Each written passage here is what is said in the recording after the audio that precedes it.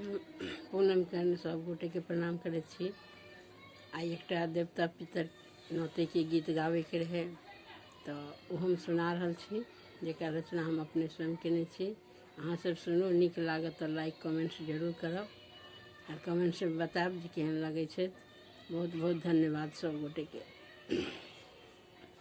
अंगना में बाजन बाजे शीर भराओल हे।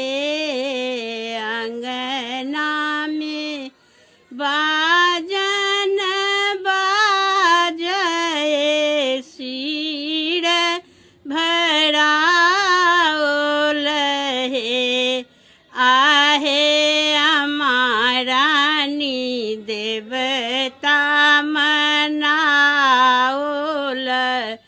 शुभ फल पाओल हे।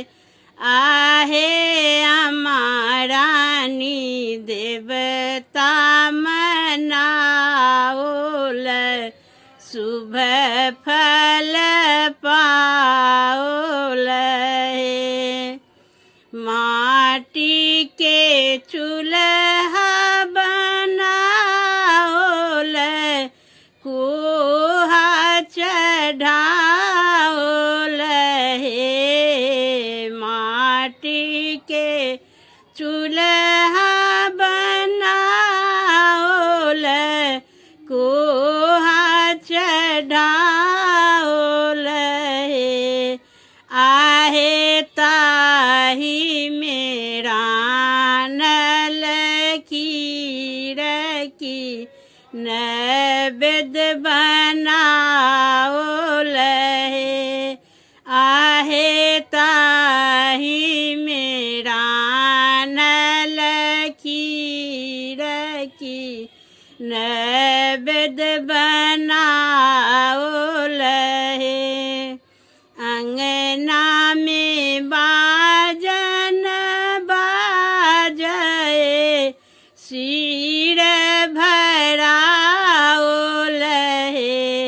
आहे तामारानी देवता मनाओल शुभ फल पाओल हे।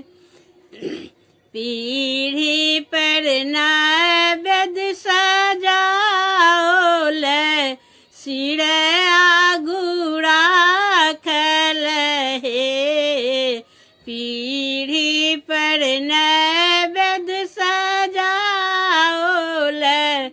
सिर आगू राखल हे।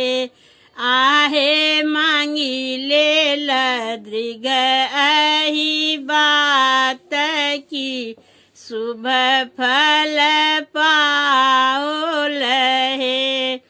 आहे मांगी लेल दृग अही बात की शुभ फल पाओल हे।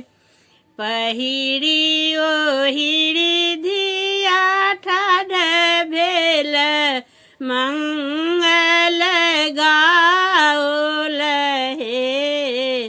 पहिरी ओहिरी धिया ठाढ़ भेल मंगल गाओल हे। आहे जुगे जुगे जीवत दुल्हा दुल्हन की आशीष पाओल हे। आहे जुगे जुगे जीवत दुल्हा दुल्हन की आशीष पाओल हे। अंगना में बाजन बाजे शीर भराओल हे। आहे अमारानी देवता मनाओल शुभ फल पाओल हे। आहे अमारानी देवता देवता मनाओल शुभ फल पाओल। धन्यवाद।